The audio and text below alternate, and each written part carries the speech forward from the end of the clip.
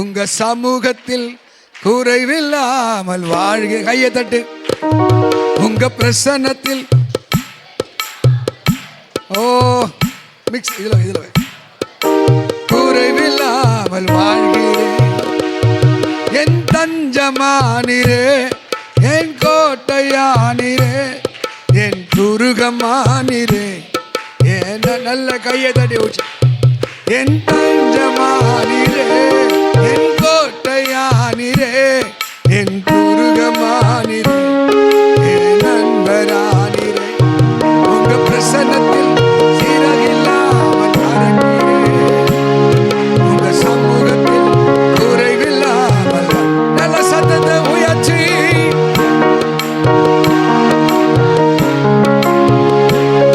உங்க சமூகத்தில் குறைவில்லாமல் வாழ்கிறேன். உதவாத என்னையே உருவாக்கும் உறவே, குறைவான என்னையே நிறைவாக்கும் நிறைவே. உதவாத என்னையே குறைவான என்னையே நிறைவாக்கும் நிறைவே. உங்க பிரசன்னத்தில் வாய்த்தரு சத்தமா குறைவில்லாமல் வாழ்கிறேன். உங்க பிரசன்னத்தில் சீரகில்லாமல் நடக்கிறேன். உணர்ந்து உணர்ந்து குறைவில்லாமல் வாழ்கிறேன். பொய்யான வாழ்வையே மெய்யாக மாற்றினேன். மன்னான என்னையே உன் கண்கள் கண்டன. பொய்யான வாழ்வையே மெய்யாக மாற்றினேன். மன்னான என்னையே உன் கண்கள் கண்டன. உங்க பிரசன்னத்தில்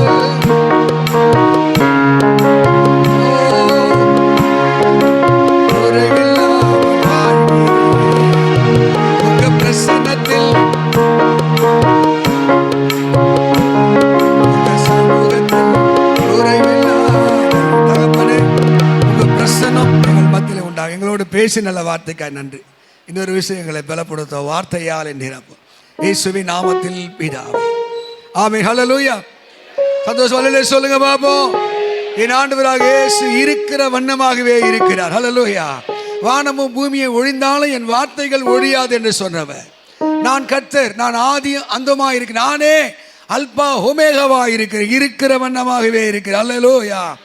மலைகள் விலகினாலும் பர்வதங்கள் நிலைபெயர்ந்தாலும் கிருபை விலகாது என்று வாக்கு கொடுத்தவர் இன்றைக்கு உங்களோடு அவர் இடைப்படுவார், பேசுவார், உங்கள் கண்ணீரை துடைப்பார், ஆறுதலாக இருப்பார், ஆசீர்வதிப்பார், கரம் பிடித்து நடத்துவார், நீங்கள் நடக்க வேண்டிய வழியை காட்டுவார், உங்களுக்கு ஆலோசனை கர்த்தராய் இருப்பார். ஹல்லேலூயா.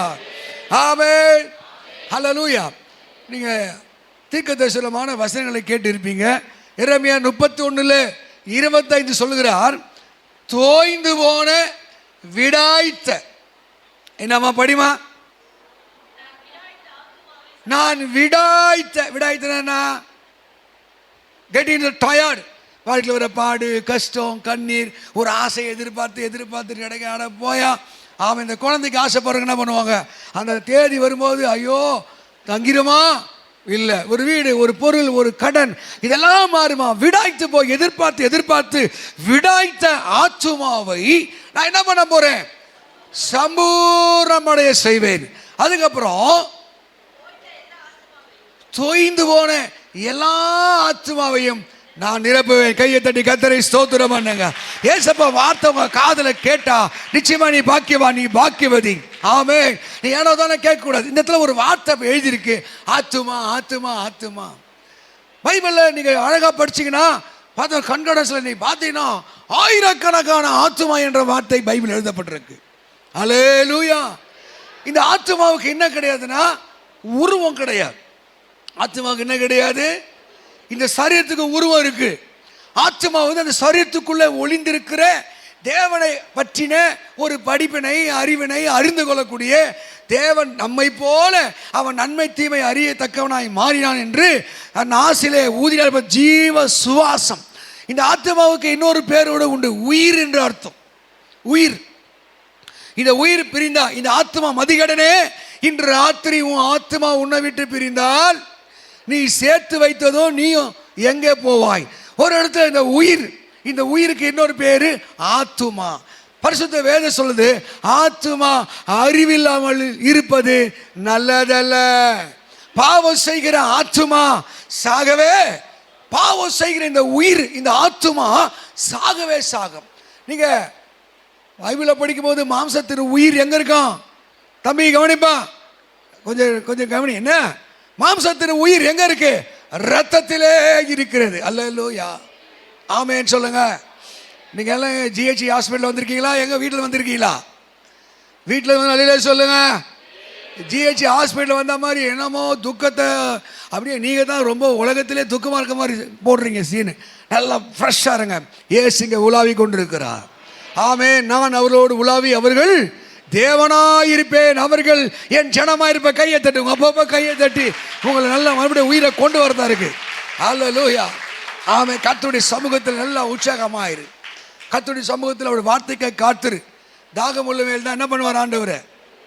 தண்ணியை ஊற்று வரான். இந்த ஆத்மா கூட தாகம் இருக்கணும். சங்கீதம் 100 சங்கீதம் வாசிக்கலாம். 107 சங்கீதம். எங்கே தொடர எங்கே முடியும் எனக்கு தெரியாது. பாருங்க, அதுதான் பிரச்சனை. சங்கீதம் 107 சங்கீதம் ஒருத்தர் 8ஆம் வசனத்தை படிங்க.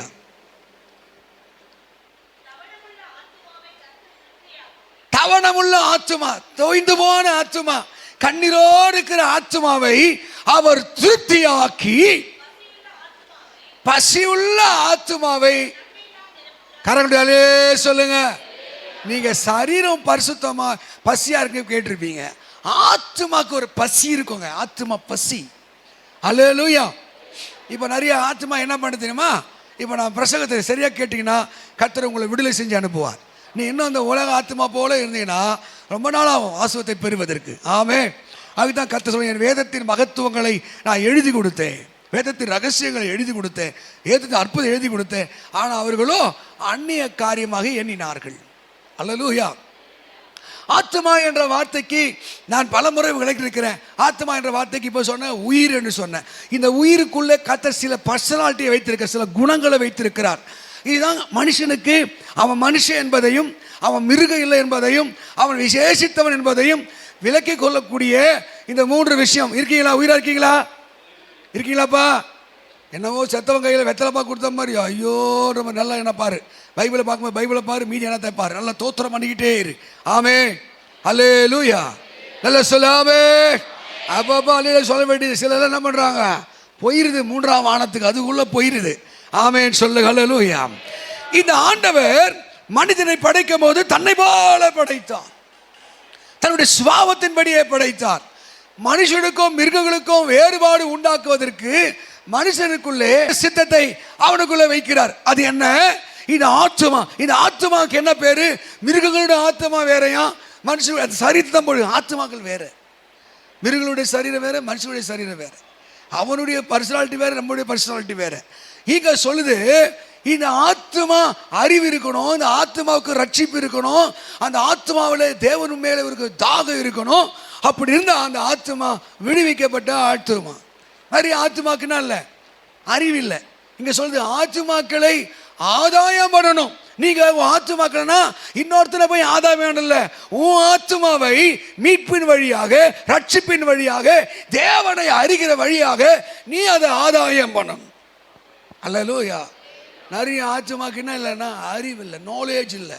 how to knowing the God, how to knowing the people, how to knowing the world. இந்த உலகத்தை, மனுஷனை, இறைவனை அறிந்து கொள்ளுகிற அந்த ஆத்மா அறிவில்லாமல் அநேகர். யாரு ஆத்மா மீட்பு அடைகிறதோ, எந்த ஆத்மா தாகத்தோடு தமனத்தோடு தேவ சமூகத்தில் வருகிறதோ அந்த ஆத்மாவை தேவன் நிரப்புகிறவராக இருக்கிறார்.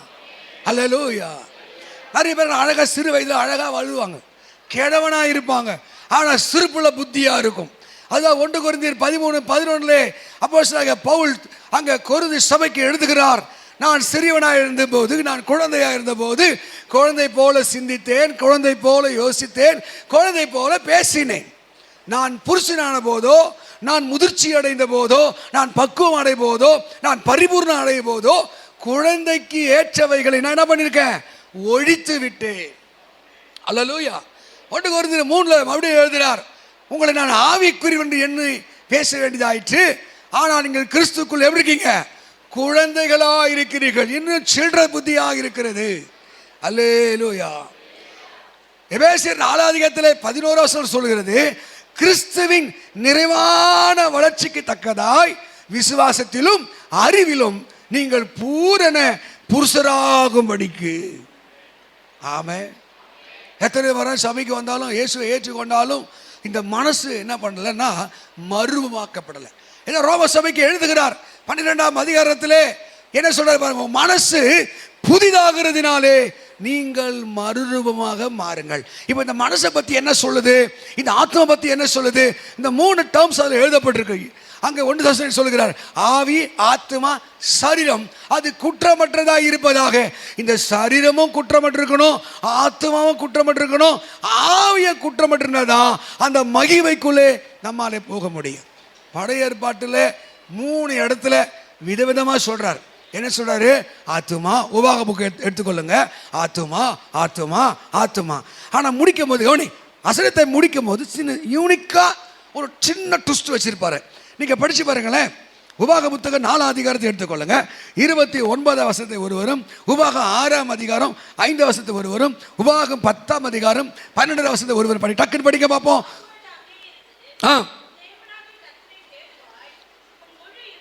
முதல் சொல்ல, உன் முழு இருதயத்தோடும் முழு ஆத்மாவோடும் நீ என்ன வார்த்தை இது, தேடும் பொழுது. எப்படி தேடணுமா, இந்த முழு ஆத்மாவோடு தேடும். எழுதிங்க, கீழே எழுதிங்க, தேடு. வரமாட்டேன் உள்ள. உன் தேவனாகிய கர்த்தரிடத்தில் உன் முழு இருதயத்தோடும் உன் முழு ஆத்மாவோடும். இப்போ முதல்ல தேடும் போதுன்னாரு, ஆத்மாவோடு இருதயத்தோடு பலத்தோடு அன்பு கூறும் பொழுது. 3வது வசனத்தை படிங்க, 10ஆம் அதிகாரம் 12ஆம் வசனம், 10-12. நீ உன் தேவனாகிய கர்த்தருக்கு பயந்து அவர் வழியெல்லாம் நடந்து அவரிடத்தில் அன்பு கூர்ந்து. மறுபடியும் சொல்றாரு, முழு இருதயத்தோடும் முழு ஆத்மாவோடும்.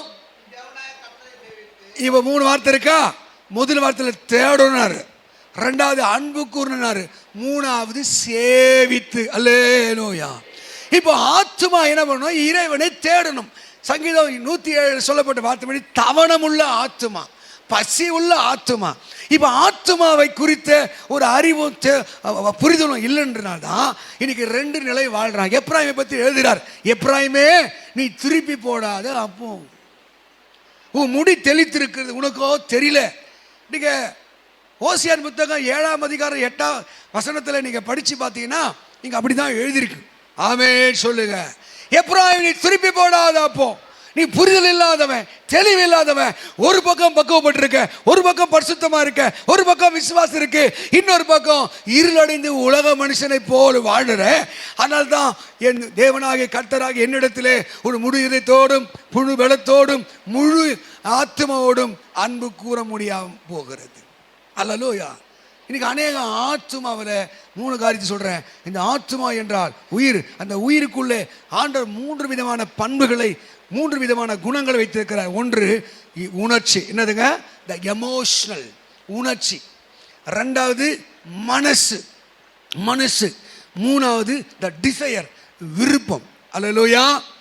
அங்க என்ன செய்வார், முதல்ல மைண்ட், எமோஷனல், டிசையர். இந்த ஆத்மா என்பது சோல். இந்த ஆத்மா என்பது என்ன, இந்த 3 பர்சனாலிட்டி குணங்களை அடக்கி. அதான் மனுஷனுக்கு துன்பம் வந்தா அழுகிறான், சந்தோஷம் வந்தா சிரிக்கிறான், கோபம் வந்தா ஆதங்கப்படுற, எமோஷனல். ஹல்லேலூயா. இன்னைக்கு நிறைய மனசு என்ன பண்ணுதுன்னா இன்னும் செத்த கிரிகளுக்கு அது அடிமைப்பட்டிருக்கிறது. உதாரணத்துக்கு சர்ச்சுக்கு வந்தாலும் நாள் நிமித்தம், ராகாலம், யமகண்டம், புரட்டாசி மாசம், அப்புறம் தை மாசம், பீட மாசம், ஏதோ ஒன்று மேலே அவங்க மனசு செத்த கிரிகள் என்று எபிரேயர் 9ஆம் அதிகாரத்தில் எழுதுகிறார். இன்னும் செத்த கிரியை செய்யாத, பக்தி இல்லாத சில விஷயங்களுக்கு இந்த மனசு சிக்கி தவிக்கிறது. அல்லேலூயா. நிறைய பேர் மனசு பாருங்க, சர்ச்சில் தான் உட்காந்துருக்கோம், ஆள் இங்கே உட்காந்து சரீரம் இருக்கும், இந்த மனசு வாண்டரிங் சம்வேர். ஆத்மா பேர், ஆத்மா என்ன பண்ணுதான்? அலைந்து திரிகிறது. அந்த எழுது, இந்த மனசு அலைந்து திரிகிறது. எங்க அலைந்து திரிகிறது? It's compared to secular. இந்த மனசு என்ன பண்ணுது? உலக மனுஷனோடு ஒப்பிடு. அவன் 2 மணி வச்சுக்கிறான், அவன் குடிக்கிறான், விபச்சாரம் பண்ணுறான், திருடுகிறான், ஜாலியாக இருக்கான், அவனுக்கெல்லாம் ஒரு கஷ்டம் இல்லை, எனக்கு மட்டும் ஏன் இந்த கஷ்டம்? ஆமென். இந்த மனசு கம்பேர்ட் டு செக்குலர். இந்த மனசு உலக மனுஷனோடு ஒப்பிடுறதுனால அவன் மனசு அலைந்து திரிகிறது. அல்லேலூயா. அதுதான் பவுல் எழுதுகிறார் ரோம சபைக்கு, உங்க மனசு புதிதாகிறதினாலே மறுரூபமாகுங்கள். இந்த மனசு செத்த கிரியைகளுக்கு நீங்கும் போதுதான் கிறிஸ்துவின் மகிமையை உன்னாலே பார்க்க முடியும். எத்தனை வாக்குத்தத்த வசனங்களை கேட்டாலும், நீ சர்ச்சில் ஆணி அடித்த மாதிரி உக்காந்தாலும், உன் மனசு இந்த உலகத்தை தான். ஆமென். அடுத்தது இந்த விருப்பம், இந்த டிசையர், ஆசைகள்லாம் எப்படி இருக்கும்? எப்படி இருக்கும் ஆசை? இந்த ஆசை உலக மக்களை போல ஆசை. ஆமாவா? பைபிள் சொல்லுது, ஒருவன் எதனாலே ஜெயிக்கப்பட்டிருக்கானோ அதற்கு அவன் அடிமையாக இருக்கிறான். சபை நம்ம என்ன கட்டுது? பைபிள் என்ன கட்டு தருகிறது? எனக்கு வாழ்ந்திருக்க தெரியும், தாழ்ந்திருக்க தெரியும், பரிபூர்ணமடைய தெரியும், குறைவுடன் தெரியும், யூதனுக்கு யூதனாகும், கிரேக்கனுக்கு கிரேக்கனாகும், எல்லாவற்றுக்கும் எல்லாம் மாறுபடி கர்த்தர் எனக்கு போதிக்கிறார். அல்லேலூயா. கவனி. இன்னைக்கு செத்தக்கிற்கு நீங்களே உலகம் உள்ள வந்துருச்சு. நான் என்னுடைய புரிதல், என்னுடைய படிப்பினை, நான் எப்படி இயேசு கற்றுக்கிட்டேன், எப்படி என்ன கற்றுக்கிட்டேன்? 3 விஷயம். என் காது என்ன கேட்கிறதோ, என் கண் எதை பார்க்கிறதோ, என் வாய் எதை பேசுகிறதோ, அதைத்தான் என்னுடைய மூளையிலே சேமித்து வைக்க முடியும். என் கண்ணு ஒன்று காணாததை, என் காது ஒன்றும் கேளாததை, என் வாய் ஒன்றும் பேசாததை என் இதயத்தில் தங்குவதற்கு வாய்ப்பில்லை. அல்லேலூயா. உங்க கண்ணு உலகத்தை பார்க்க ஆரம்பித்தது. அதுதான் பைபிள் சொல்லுது, லோத்துடைய மனைவி அந்த சோதோமையே பார்த்திருந்தா அவள் எப்படி மாறினாலாம்? உப்பு தூணாக மாறி அவள் சாபத்துக்கு உட்பட்டாள். அங்கே எலியா சொல்லுகிறார், நீ அந்த நாகமான் பின்னாடி ஓடுகிற போது என்னுடைய மனம் உன் கூட வரவில்லையா? இன்னைக்கு அநேகர் சபைக்கு இருந்தாலும் அவனை போல வாழ வேண்டும், அந்த வசதியாய் வாழ வேண்டும். இன்னைக்கு நிறைய திருட்டு பசங்கள் பெருகும் போது என்ன காரணம்? கேடிஎம் பைக் வாங்கணும், பெரிய வீடு கட்டணும், அப்புறம் செல்போன் காஸ்ட்லியாக வச்சுக்கணும். அந்த உலக ஆசை, உலக மனம், உலக மனசு, உலக விருப்பம் அவனை தீய வழியிலே பாவத்துக்கு நேராய் தள்ளுகிறது. அதனால தான் உங்க மனசு புதிதாகிறதுனாலே இந்த மனசு என்ன பண்ணுமா? இந்த ஆத்மா என்ன பண்ணணுமா? முதல் கர்த்தரை தேட வேண்டும். எப்படி தேட? தவணமுள்ள ஆத்மாவாய் நீங்கள் தேட வேண்டும். அந்த நாலேஜ் ஆத்மாவுக்கு இருக்கணும். ஆத்மாவை ஆதாயம் பண்ணணும். உங்க உணர்ச்சியை நீங்கள் சரியா அங்க கட்டுப்பாடுல வைக்கல. அதுக்கு வேறு இச்சை அடக்கம், செல்ஃப் கண்ட்ரோல். 10 கட்டளை யாத்திராக 20 எழுதும் போதே கர்த்தர் சொல்லுகிறார், பிறர் மனைவியை இச்சையாதிருப்பாயாக, பிறர் பொருளை இச்சையாதிருப்பாயாக. கர்த்தராக கட்டுப்பாடு விதைக்கிறார். ஆமென். பவுல் எழுதினார், போதும் என்று மனதோடு கூடிய தேவ பக்தியே மிகுந்த ஆதாயம். இந்த ஆத்மா அலைந்து திரிவதற்கு, பிசாசு ஆத்மாக்களை நுழைவதற்கு இன்னைக்கு அநேகர் எமோஷனலா மாறுவதுக்கு என்ன காரணம்? உணர்ச்சி, கோபப்பட்டு வெட்டுவது, கொலை செய்வது. இந்த உணர்ச்சியிலே கட்டுப்பாடு கிடையாது, மனசிலே விடுதலை கிடையாது, விருப்பத்திலே தெளிவு கிடையாது. அல்லேலூயா. 1 பேதுரு 5:8 எழுதுகிறார், தெளிந்த புத்தியாயிருங்கள், கிளியர் மைண்டாயிரு, விழிச்சிரு. ஹல்லேலூயா. ஆமாவா? நீ சின்ன பையன்லாம் பார்க்காத, சின்ன பொண்ணுலாம் இச்சை நாவி மண்டை நிரப்போம். நீ சர்ச்சுக்குள்ள உட்காந்துருப்ப, நீ எதை பார்த்தையோ மண்டல ஓடும், எதை கேட்டையோ மண்டல ஓடும், எதை நீ பேசுறியோ மண்டல ஓடும். அதனால்தான் இன்னைக்கு சபை பிசாசு பிடியில பிடித்திருக்கிறது, அசுத்தாவில நிரம்பி இருக்கிறது. அல்லேலூயா. ஆனசுல தொய்து போன ஆத்துமாவை, விடாய்த்த ஆத்துமாவை நான் சம்பூர்ணத்தினாலே நான் நிரப்புவேன். அல்லேலூயா. கேட்கணும், ஆத்துமா விடுதலையாச்சா பாருங்க. நிறைய பேர் இதை தான் நான் சாப்பிடுவேன், இதை தான் உடுத்துவேன், இதை தான் நான் பயன்படுத்துவேன். அல்லேலூயா. ஒரு நாள் உன் பக்கத்தில் ஒரு செல்ஃபோன் இருந்து நீ அதை தொடாத கட்டுப்பாடு இருக்கே பாரு. நிறைய பேர் சாப்பாட்டு பிரியனா இருப்பான், நல்ல போஜன பிரியனா இருப்பான். குடியனும் போஜன பிரியனும் தரித்திரனாவார்கள். சோறு சோறுன்னு அலையிறவன், சாப்பாடு சாப்பாடு அலையிறவன் அவன் தரித்திரனாக மாறி போவான். அந்த மனசு இந்த செக்குலர் பீப்புளை போல ரோமர் 12:2 சொல்றாரு பாருங்க, இந்த உலகத்திற்கு ஒத்த வேஷம், லைக் எ செக்குலர். உன் உடை உலகத்தரை போல் இருக்கா? உன்னுடைய முறை பாவனைகள் உலகத்தாரை போல் இருக்கா? சாரி, நீ உலகத்தினால ஜெயிக்கப்பட்டிருக்கிற, பிசாசினால் ஜெயிக்கப்பட்டிருக்கிற. ரொம்ப ஜாக்கிரதை. ஓ மதிகேடனே, உன் ஆத்துமா என்று பைபிள் எழுதுகிறது. அதனால தான் இன்னைக்கு வாக்குத்தத்தங்கள் பலிக்கவில்லை, அற்புதங்கள் நடக்கவில்லை. இன்னும் எமோஷனலாக இருக்கீங்க, தெளிவில்லை, உணர்வில்லை. இயேசு பேசலை, ஆத்மாவுக்கு அறிவில்லை, ஆத்மாவில் பரிசுத்தம் இல்லை, ஆத்மாவில் விடுதலை இல்லை, ஆத்மா மீட்பு இல்லை. ஆனால் கர்த்தருடைய சத்தம் கேட்கல. உங்கள் ஆவியும் ஆத்மா இணைந்தால் தேவனுடைய சத்தத்தை கேட்க முடியும். எவ்வளோ பிரசங்கத்தை கேட்கிறோம். நானும் யூத் மீட்டிங் வாங்கப்பா, புதன்கு வேலைக்காம வா, செவ்வாய், ஏன் கேட்க முடியல? ஆத்மா பிசாசினாலே பிடிக்கப்பட்டிருக்கிறது. இந்த உலகம் உங்களை ஜெயித்திருக்கிறது. ஆமென். பவுல் எழுதுகிறார், பிலிப்பு 4 எழுதுகிறார், என்னை பலப்படுத்துகிற கிறிஸ்துவினாலே எல்லாவற்றையும் செய்ய எனக்கு பலன். என்ன பலன்? அவன் மனசுல ஒரு ஜெயம். எனக்கு உபவாசிக்கிற மக்களுக்கு சாப்பாட்டு பிரியர்கள், உபவாசம் பண்ற ஆட்கள் இல்லை. ஆனால் ஆசை பணக்காரரை மாறணும், பெரிய விடுதலை பெறக்கூடிய சக்தி பெறணும், அற்புதத்தை செய்யணும். ஆனால் கட்டுப்பாடு இல்லை, இச்சை அடக்கம் இல்லை, செல்ஃப் கண்ட்ரோல் இல்லை. அதனால தான் ஆத்துமா அறிவில்லாமல் இருப்பது நல்லதல்ல. ஆமென். தேவ மக்களே, நீங்கள் விடுதலை பெற வேண்டும் என்றால் உங்கள் ஆத்துமாவை குறித்த ஒரு அக்கறை இருக்கணும். பைபிள் சொல்லுது, இந்த ஆத்துமா ஜனத்தில் இராதபடி அறுப்புண்டு போகும் நூற்றுக்கணக்கான வசனங்களை பைபிளில் பார்க்குறேன். சரி, உங்கள் விருப்பம் தேவ பிரசனத்தை விரும்புகிறதா, தேவ ஆலயத்தை விரும்புகிறதா, சபை கூடுவதை விரும்புகிறதா? சிலருடைய விருப்பங்கள்லாம் களி ஆட்டத்தில் இருக்கும். ஆமென். உலகத்து ஒரு அம்மா கல்யாணத்துக்கு போச்சு. கல்யாணத்துக்கு போயிட்டு அங்கே சர்ச்சில் எல்லாம் ஊது ஜெபிக்கும், தேசத்துக்காக ஜெபிக்கும், பட்டணத்துக்காக ஜெபிக்கும். அங்கே கல்யாணத்துக்கு போய் அங்கே கல்யாணத்தில் சினிமா பாட்டு உடனே அதனால் அடக்க முடியல. எல்லாம் கூத்தாடுறாங்கன்ட்டு அது போய் கூத்தாடுது. அதை ஒருத்தர் வீடியோ எடுத்து போட்டான். அதை கேட்ட நாள்லேருந்து என்னை பகைக்க ஆரம்பித்து.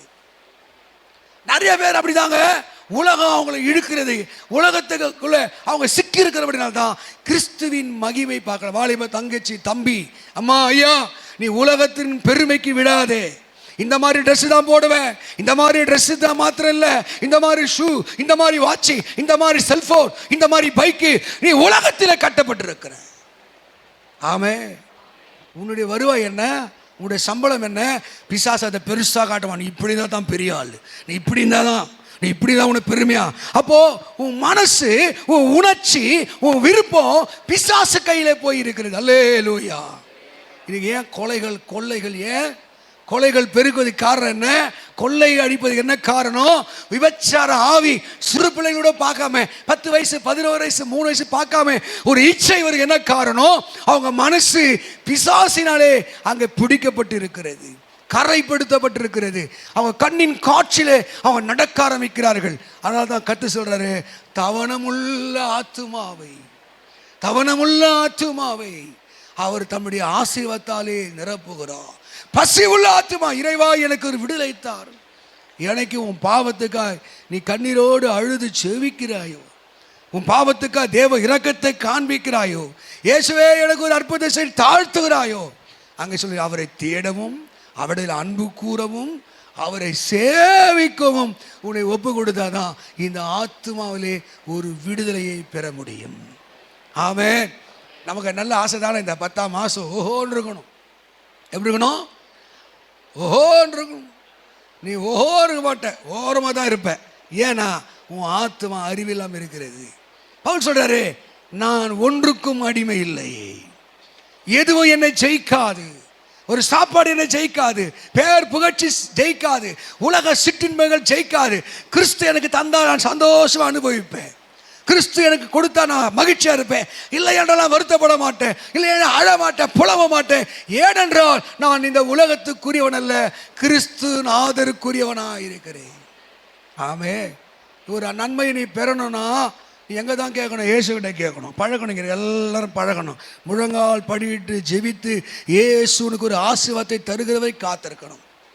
அது மிஞ்சினா தீமையினால வரும், பாவத்தினால வரும். பிசாசு ரெடியாக இருப்பான், உன்னை அழிப்பதுக்கு ரெடியாக இருக்கான். அதனால தான் பாவம் செய்கிற ஆத்மா என்ன பண்ணும்? சாகவே எமோஷனல். எப்படி இருக்க?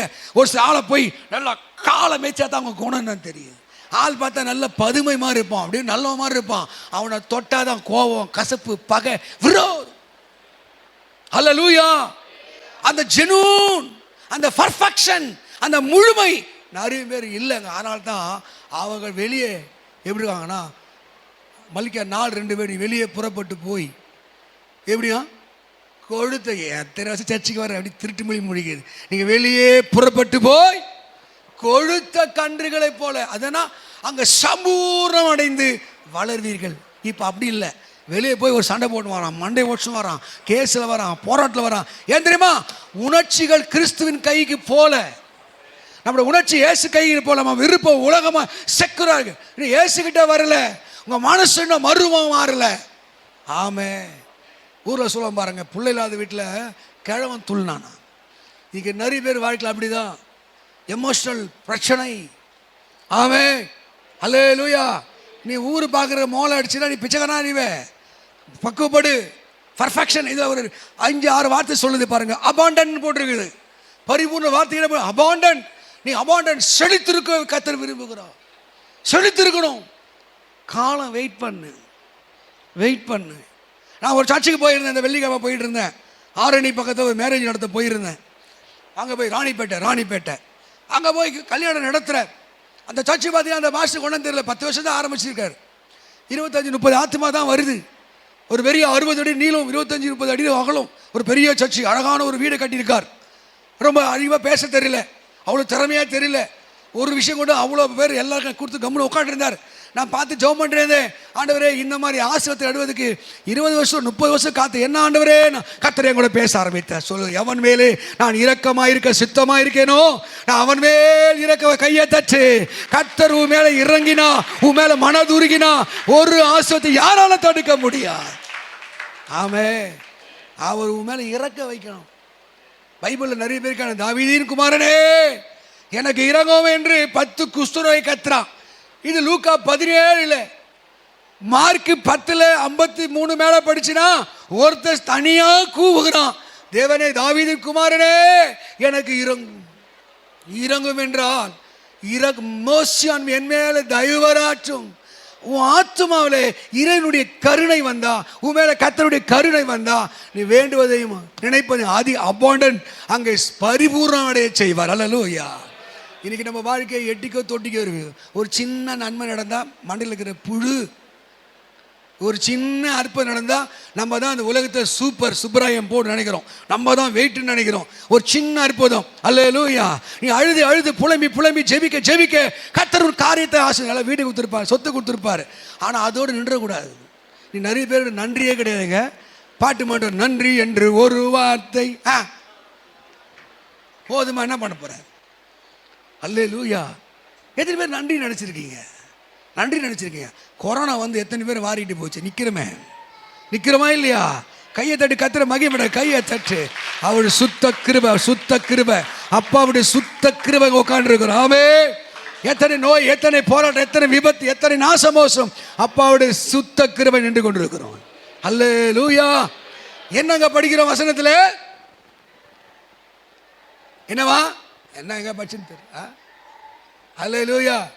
நீ நம்ம வாழ்க்கையில் ஒரு வெற்றியும் ஜெயமும் இல்லாத காரணம் பரிபூர்ணம் நம்ம வாழ்க்கையில் இல்லை, முழுமை இல்லை. இந்த பரிபூர்ணத்துக்கு பைபிளில் பல வசனம் சொல்லுது, நான் விளக்கிறேன். முதல்ல சொல்றாரு அபாண்டன், பரிபூர்ணம் அடைந்து தொய்ந்து போன ஆத்துவனை பரிபூர்ணம் அடைய செய்வேன். ரெண்டாவது பர்ஃபெக்ஷன்.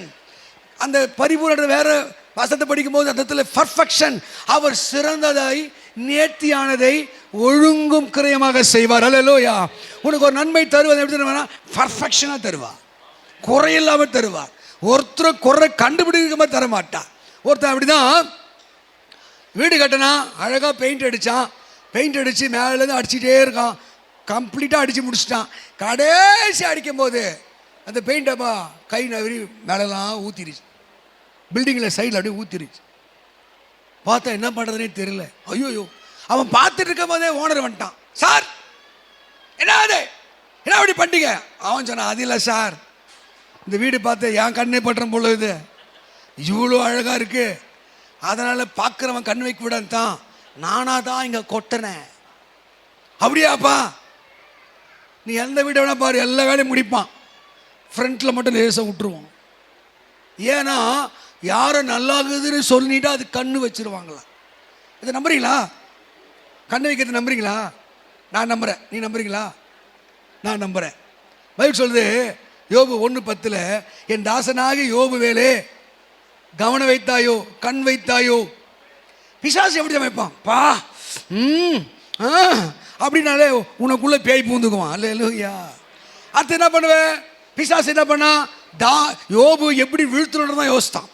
கண் வைத்தா தெரியுமா? நல்லா இருக்கால, இவனை எப்படி கெடுக்கணும், மகிழ்ச்சியர்கள் எப்படி கெடுக்கணும். ஆமேன் சொல்லுங்க. அல்லேலூயா.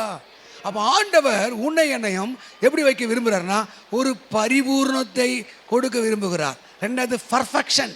நிறைய பேர் படிச்சிருப்பான், டிகிரி படிச்சிருப்பான், ஆனால் அபாண்டன்ட்டுக்கு ஸ்பெல்லிங் தெரியாது. ஆமாவா? கேரியர்ன்றதுக்கு ஸ்பெல்லிங் தெரியாது. நான் பிஏ படிச்சிருக்கோம், நீ பெஞ்ச் தான் துடிக்கணும். ஆமென்.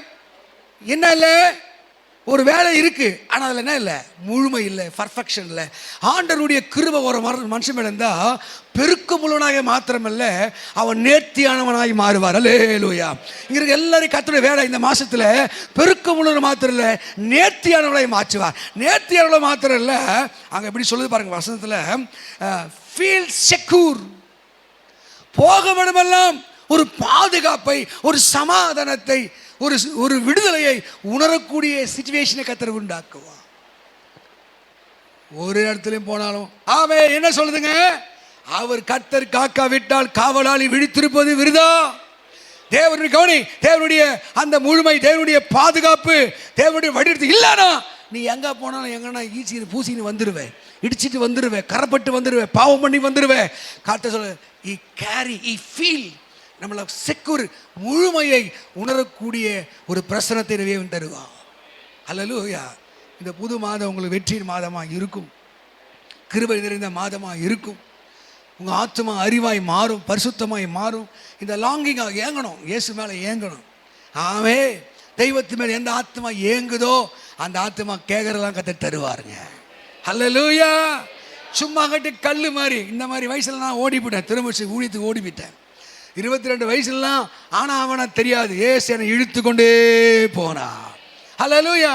அவர் வழி நடத்தினார். தவணமுள்ள ஆத்மாவை கர்த்தர் நிரப்புகிறவராக இருக்கிறார். இன்னைக்கு ஆசீர்வாதம் மழை பெய்யணுமா, அற்புதம் நடக்கணுமா, இயேசுகிட்ட கேட்ட, ஆண்டவரே அந்த பாஸ்டருக்கு ஆசீர்வதித்திரே. அவர் சொன்னார், நான் இன்னும் தருவேன், நான் இன்னும் ஆசீர்வதிப்பேன், இன்னும் மேன்மையோட செய்வேன். அல்லேலூயா. அது கீழே என்ன சொன்னா, அலைஸ் அப்படின்ற அலைஸ் என்ன பண்ணனா, நம்மளை பெருக்கமுள்ளவராய் மாற்றுகிறார். பெருக்கனா ஒரு கூட்டம் நிறைந்தவர்களாய். கவனிமா. ஹலோ, என்ன பண்ணுவார் தெரியுமா? நீ ஒண்டி கட்டியா இருக்க, நான் தனியா இருக்க, எனக்கு தாங்குவார் இல்லை, ஏந்துவார் இல்லை, உதவி செய்வார் இல்லை, எல்லாம் நானே ஓடுறேன், நானே டயர்டாட்டேன் இல்லை. ஒரு காலம் வரும், கர்த்தர் ஜனம் பெருத்தவனாய் மாற்றுவார். உன் ஆத்மாவுக்கு ஈடாய், உன் ஜீவனுக்கு ஈடாய் நான் ஜனத்தை தருவேன்னு வாக்கு கொடுத்தவன். ஆமே. சரி, இந்த நன்மைகள்லாம் எப்போ உனக்கு வரும்னா, ஆண்டவர் சொல்றாரு சங்கீதம் 68:9 அவர் என்ன பண்ணுவாராம், சம்பூர்ண மழையை பெய்ய போற. என்ன பண்ணுவாருங்க? என்ன மழை வேணும்? என்ன மழை? என்ன பாருங்க, என்ன கேக்குதா? மழை வந்துச்சா? மழை வந்துச்சம்மா. பரிசுத்த ஆவி மழையை தம்பி நீ நனையிலே வச்சுக்க. அவ்வளோ கவனி, சம்பூர்ண மழை பெய்யல வச்சுக்க, ஒன்றும் முளைச்சி வராது, ஒரு செழிப்பு வராது, ஒரு ஆசீர்வாதம் வராது, ஒரு அற்புதங்கள் நடக்காது. அதனால தான் அந்த பரிசுத்த ஆவியோடு யார் நல்ல டீப் கனெக்ஷன் வச்சுக்கிறாங்களோ, இந்த சின்ன குழந்தைய அதை கூட கர்த்தர் ஆஸ்வதிக்க ஆரம்பிப்பா. அல்லேலூயா. உன் இதயம் இன்னும் ஹார்ட் அண்ட் ஹார்ட்ஸா இருக்கா, கடினமான இதயமா இருக்கா, இன்னும் ஒட்டையிலையா? ரோமர் 5:5 படி இதயத்துக்குள்ளே ஆவியான இறங்கி வரும், அவர் பிடுங்கணும். எசேக்கியேல் 36:26 படி உன் இதயம் கல்லான இதயத்தை பிடிங்க எடுக்கணும். அந்த இருதயம் சட்டன்னா மாறணும். அப்போதான் இயேசு அந்த இதயத்துக்குள்ளே நுழைய முடியும். உன் ஆத்துமாக்கு அறிவு வர ஆரம்பிக்கும், உன் மனசு கரெக்டாக யோசிக்கும். தகுதிக்கு தன்னை மிஞ்சி என்ன வீடுக்கு மிஞ்சாதேன்னு அங்கே ரோமர் 12:3 சொல்லுது. தம்பி கவனிப்பா, தன்னை குறித்து ஏன் அப்படி இருக்க? தன்னை குறித்து என்ன வேண்டுக்கு மிஞ்சி என்னாம. சிலர் தன்னை குறித்து பெரிய சூப்பராக நினச்சிக்குவான், அப்படியே பெருமை உச்சுக்கு போயிடுவான். சிலர் தன்னை பேரழகியாக நினச்சிக்கும், தன்னெல்லாம் பேரழகாக நினச்சிக்கும், தன்னெல்லாம் கோட்டீஸ்வரனாக இருக்கும். ஒருத்தன் அப்படியே வந்தோம், அவளை பார்த்த கடங்கார கழுத நடையப்பார் எப்படி, எனக்கு மனசு சொல்லுது. சிலலாம் கடங்காரனாக இருப்பான், நட கர்வமாக இருக்கும். தன்னை குறித்து என்ன வேண்டியதுக்கு மிஞ்சி எண்ணாமல். ஹல்லேலூயா. உங்க ஆத்மா எப்போ கர்த்தரை சேவிக்குதோ, கர்த்தரிடத்தில் அன்பு கூறுதோ, அங்கே கர்த்தரை என்ன பண்ணுது? அடுத்தது என்னங்க? ரோமர் 4 உபாகம் 4 சொன்னா அது என்ன பண்ணுமா? படி 4ஆம் அதிகாரம் படி, என்ன சொல்லுது பாருங்க. 4ஆம் உபாகம் 4 9 உபாகம் 4 29 கடைசி லைன் படி. போதும் விடு. தேடுற ஆத்மாவை மாறணும், சேவிக்கிற ஆத்மாவை மாறணும், அன்பு கூறுகிற ஆத்மா நீ மாறணும். ஆமென். அப்போ என்னதான் பண்ணுவார்? அவர் சம்பூர்ண மழையை பெய்ய பண்ணுவா. அல்லேலூயா. பரிசுத்தா வேணுமா வேணாவா? உங்களுக்கு வல்லமை வேணுமா வேணாவா? நீங்கள் அப்படி வந்துட்டா ஏசாயா 32:15 என்ன படிக்குது? படிங்க. ஏசாயா 32:15 படிங்க. நான் உங்களை கோர்வையாக சொல்லலை, டைம் கிடையாது. இப்போ நான் முடிக்கிறேன். நான் இன்னொரு சர்ச்சுக்கு போகணும். கண்ணை மூடுங்க. இந்த படிங்க, அந்த வசந்த படிங்க. ஏசாயா 30